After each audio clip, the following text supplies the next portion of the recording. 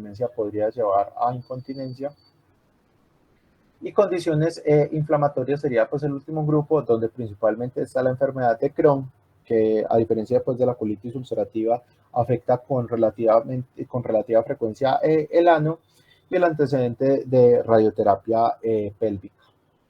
En cuanto al diagnóstico, volvemos a lo mismo. El diagnóstico es clínico, es fundamental crear una buena relación médico-paciente para que el paciente pueda tener confianza de escribirle a uno su problema. Se le puede pedir al paciente que lleve a cabo un diario defecatorio, y a diferencia de la incontinencia urinaria, que se recomienda pues llevar por 2 o 3 días, en la incontinencia fecal el diario se recomienda llenar por 15 días para poder tener pues una muestra significativa en la que el paciente va a anotar todos los episodios, tanto continentes como incontinentes, y lo va a llevar pues finalmente a la consulta. Ahora acá hacer un examen físico neurológico completo, y hacer un examen rectal, intentando identificar cómo está el tono del esfínter anal, y pedirle al paciente pues que haga un esfuerzo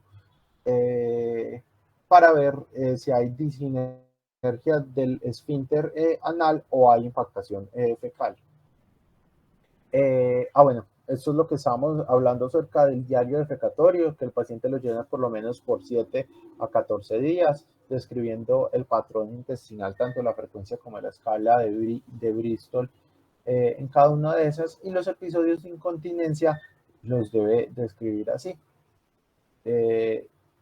¿Cuál es la duración de la incontinencia? Si la incontinencia es de flato, líquidos o sólidos, la cantidad, la gravedad de la urgencia o del pujo, si el paciente lo siente, la conciencia de la evacuación y el uso de pañales. Y hay algunas escalas que nos ayudan a hablar pues la gravedad de la incontinencia.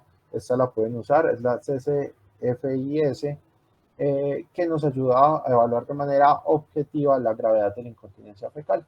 Teniendo en cuenta los factores que les acabo de mencionar, se debe clasificar la incontinencia fecal entonces en estos 4 grupos: incontinencia pasiva, de urgencia, evacuación incompleta o por rebosamiento. La pasiva entonces usualmente es secundaria a alteración de la sensibilidad rectal, y tiene que ver con alteraciones del esfínter anal interno. La incontinencia tiene que ver con debilidad del esfínter anal externo, con reducción de la capacidad rectal o con hipersensibilidad rectal. La evacuación incompleta tiene que ver con alteraciones del esfínter anal interno o con neuropatía, y el mecanismo de rebosamiento es muy similar al que mencionamos en incontinencia urinaria, entonces no me voy a detener ahí. Si bien el enfoque es clínico, también disponemos pues de alternativas que nos ayudan en el enfoque del paciente.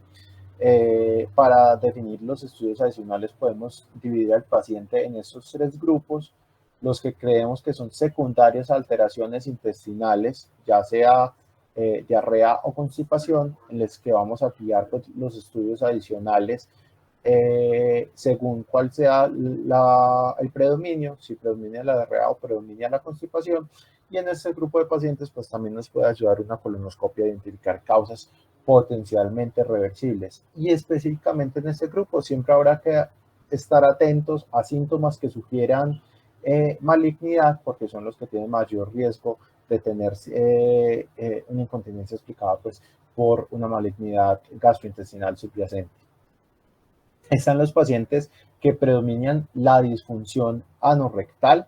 Para esos pacientes, como estudios adicionales, tenemos la manometría rectal, que ayuda tanto a evaluar la sensibilidad como las presiones de los esfínteres, y adicionalmente se puede hacer una prueba de expulsión con balón, y otras pruebas como son la electromiografía del piso pélvico y la electromiografía del esfínter anal. Se puede hacer ecoendoscopia y resonancia para evaluar la parte estructural, e incluso se puede hacer exámenes como son la de fecografía por bario, o más recientemente la de fecografía por resonancia magnética.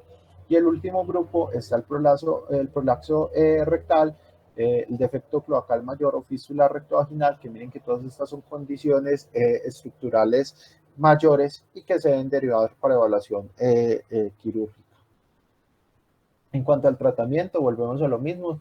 Los cambios terapéuticos en el estilo de vida serán muy importantes, el aumento del consumo de fibra, limitar consumo de aquellos alimentos que pueden empeorar la incontinencia o los trastornos intestinales, ensayo de prueba y error, es decir, que el paciente como programe sus horarios de baño, pérdida de peso, cesar el tabaquismo, actividad física, todos son cambios que se deberían recomendar en todos los pacientes.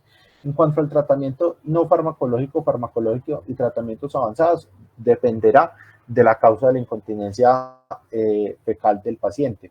Solo aquí mencionar pues algunos: terapia cognitivo-conductual, ejercicios de fortalecimiento del piso pélvico o terapia de biofeedback. En los farmacológicos, vuelvo a lo mismo, depende del mecanismo. Si el paciente tiene diarrea crónica, entonces antidiarreicos, dependiendo del mecanismo también de la diarrea. Si es una diarrea funcional, probablemente loperamida. Si es post-colecistectomía, colestiramina, y así pues según los diferentes tipos. Antidepresivos, laxantes, toxina botulínica, dependiendo del mecanismo que explique la incontinencia del paciente. Y en cuanto a los manejos avanzados, tenemos manejos quirúrgicos, sobre todo para las alteraciones estructurales mayores, y otros tipos de mecanismos como son los dispositivos de barrera o la neuroestimulación lumbosacra, que puede pues también ayudar a mejorar la incontinencia fecal. Y ya, eso era lo que les traía para hoy. Bueno, Mateo, este es un tema que, digamos, que es largo, complejo, porque debe involucrar, digamos, desde el principio, la fisiología de la continencia urinaria y la fisiología de la continencia fecal. Yo creo que en ese aspecto, para no entrar pues en un detalle, debemos recordar que el sistema, digamos, colinérgico es, digamos, el que controla la micción, que el sistema simpático está en el tracto de salida de la vejiga, y sobre este par de, de sistemas de neurotransmisores, ¿no es cierto?, se fundamenta el diagnóstico y el manejo, digamos, de la incontinencia urinaria. La continencia fecal también tiene que ver el sistema colinérgico, como lo has dicho, Mateo, y la parte anatómica en ambas situaciones, tanto la urinaria como la fecal, es fundamental. Por ejemplo, el músculo detrusor es muy importante. Ustedes como jóvenes tienen un excelente mecanismo de control y de decisión para poder tener un micciones normales, ¿no es cierto? Y estos mecanismos con el envejecimiento se van deteriorando. Especialmente hay un factor que lo mencionó Mateo, un factor causal de incontinencia urinaria y fecal, y es la paridad en las mujeres y el hipoestrogenismo también en ellas, que son factores muy importantes a considerar siempre. Yo le decía en estos días a alguien cercano, le decía que cuando yo era un médico general, un médico con actividad en muchos campos de la medicina, y entre ellos la obstetricia, yo le decía a esta persona que siempre me tomaba el tiempo y me preocupaba por cuidar o restaurar bien la vagina, la vulva y el esfínter anal cuando ocurrían los accidentes obstétricos.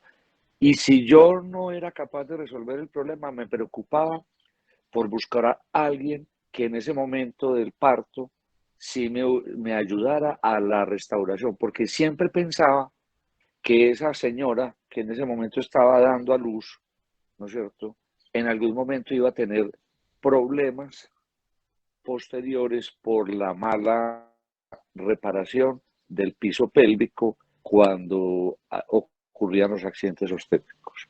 Entonces, eso se los digo a ustedes, ahora que están apenas empezando ya a ser médicos, ¿no es cierto? Y cuando vengan a ver obstetricia, o sea, preocúpense por tener una buena atención del parto, porque esas mujeres que ustedes van a ver con desgarros del periné y con todos esos problemas, si no los atendemos bien, si no los reparamos bien, probablemente en un tiempo van a tener incontinencia. Solamente eh, los invito a que ustedes imaginen en este instante, cada uno de ustedes, tanto los hombres como las mujeres, todos ustedes como jóvenes, se imaginen por un momento, un día con incontinencia urinaria o un día con incontinencia fecal, para que se imaginen todo el impacto en la calidad de vida que tiene tener incontinencia.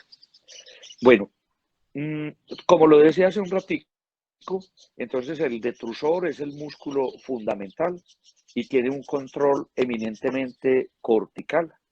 Entonces eso da pie para decir de que la orina se maneja, la continencia urinaria se maneja es en el cerebro, no se maneja directamente en la vejiga, ¿sí?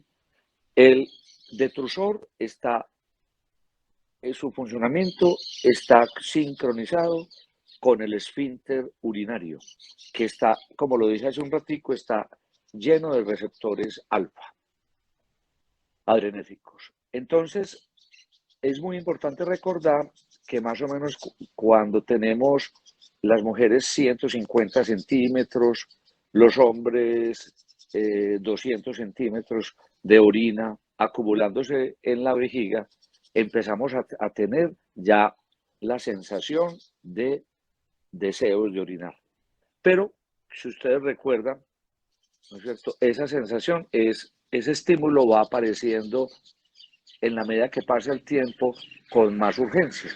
De tal manera que cuando llegamos a tener aproximadamente 350 centímetros para las mujeres y más o menos 400 centímetros para los hombres, ya la condición se convierte ya en urgencia de ir al baño. Y si por alguna circunstancia no vamos y hacemos una micción, ¿no es cierto? Ya tenemos el riesgo de tener incontinencia urinaria, ya por rebosamiento. O sea, ya no, la capacidad se copó y ya tenemos pérdidas de orina. Y eso lo puede pasar a ustedes como jóvenes, a sus madres, ¿no es cierto?, que también son jóvenes, y a sus abuelos sí que más, ¿no es cierto? Entonces, una medida muy importante, digamos, en la prevención de los accidentes de incontinencia es evitar la urgencia. ¿No es cierto? Entonces, esa sería la primera recomendación. Entonces, ya para el manejo, recordar el músculo detrusor, recordar el esfínter urinario, ¿no es cierto? Y las vías que conectan con la corteza cerebral. Entonces, como lo dijo Mateo, la incontinencia urinaria se divide en incontinencia urinaria de urgencia y en incontinencia urinaria de esfuerzo, ¿no es cierto? Y por último, en la que es por rebosamiento. La incontinencia urinaria de urgencia, ¿no es cierto?, tiene que ver, digamos, con todo lo que irrite e inflame el músculo detrusor. Entonces ahí aparecen, por ejemplo, las infecciones urinarias, ¿no es cierto? Las sustancias que mencionaba Mateo, como es la cafeína, ¿no es cierto? O sea, son sustancias que irritan el detrusor y lo ponen a funcionar mucho más rápido, ¿sí? ¿Cómo se manifiesta una incontinencia, digamos, o digamos, relacionada con un detrusor irritado o inestable? Y es que yo ya no soy capaz de empezar a sentir el deseo de orinar a los 150 centímetros, o a los 100 centímetros, como lo decíamos hace un momentico, sino que él llega